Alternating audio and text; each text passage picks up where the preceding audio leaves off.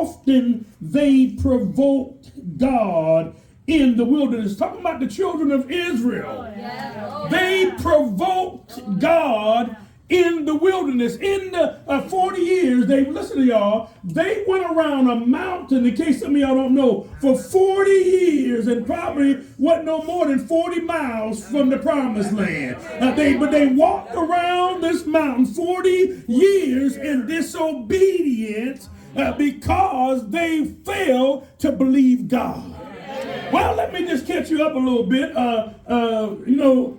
Joshua, God told Joshua to send out spies into the land that they were going to, Jericho, and send out spies. And so they sent out spies, and they said, wow, they came back and they said, wow, the land is beautiful. It's huge. It's rich. It's just like God said it was. A land flowing with milk and honey. A beautiful place. You know, God will give you something beautiful, but sometimes you got to fight for it. Y'all don't hear me? No. We want a crossless Christianity. And ain't no such thing. I said we want a crossless Christianity. We want a Christianity. We want to have the blessing without the blessing. We want something that we ain't got to go through nothing to get. We want something that'll lay down and come and drop down in our lap. But I'm telling y'all something, God is all powerful. He could have gave the children of Israel every one of that land. But no, you got to be responsible for it. I told y'all before, if you don't pay for it, you ain't got nothing involved. You ain't got no dog in that fight. You ain't worried about, I didn't pay for it nowhere, and it don't matter to me. But when you have something invested, it means more. Yes, it does. Y'all don't hear me. Yes, that's right. Young man told me in my office, he said, I ain't paid rent in 7 years. What? No, I guess he got some kind of social service agency paying, but he ain't. And you know what? The more people do for you and don't require you to do nothing, the less you do, come on now, you know it, the less you want to do yourself because you're going to expect everybody to do something. That's why you can't just have your kids and give them everything. You can't give your kids everything. I'm going to say it loud. You can't give your kids everything because you'll run out of gifts. But if you give them the word, if you give them a foundation, they need a foundation. Oh, y'all don't hear me? They don't need another car. They don't need another truck. They don't need another thing. They need a foundation to stand on. I need a foundation. Oh, y'all don't hear me? The greatest thing that we can teach our children, I thank God for Caden, because I encouraged his mother to put him in a Christian school. She don't mind me saying this. And he was a little aggressive when he was, he was aggressive then. And so I said, listen, he needs to go to a school so he can be more disciplined and more in a disciplined environment.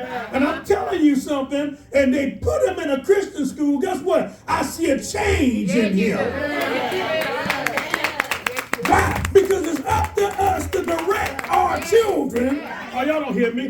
God asked us to be our children's parents, not their friends. Oh, y'all don't hear me? I said, God asked us to be our children's parents. He never asked us to be their friends. Oh, y'all don't hear me? And sometimes you can be a friend, but you can't. But when you're younger, I mean, when you get a little older, you want to be friends. But when you're younger, you got to parent that child.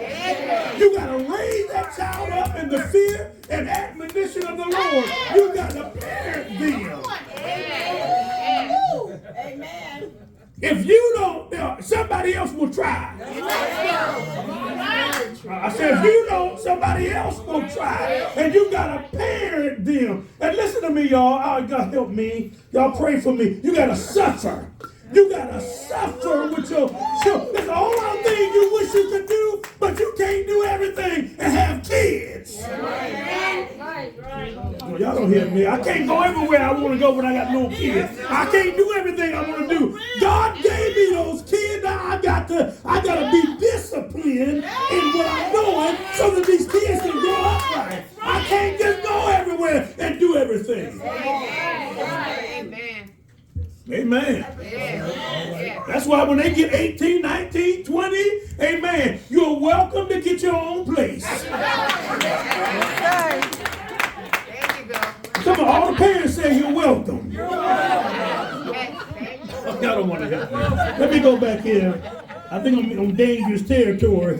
I'm looking at some of these faces. Hey, listen, you welcome. The earth is the Lord's, the fullness thereof, the world, and they that dwell there. You're welcome. Somebody help me say you're welcome. You're welcome to go and experience life. Since you've been saying, I don't know what I'm doing.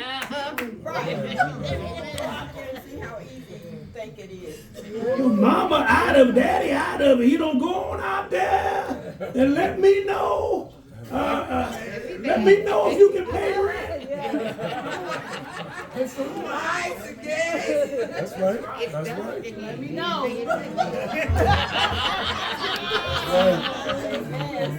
Yeah. Come back and bring a report.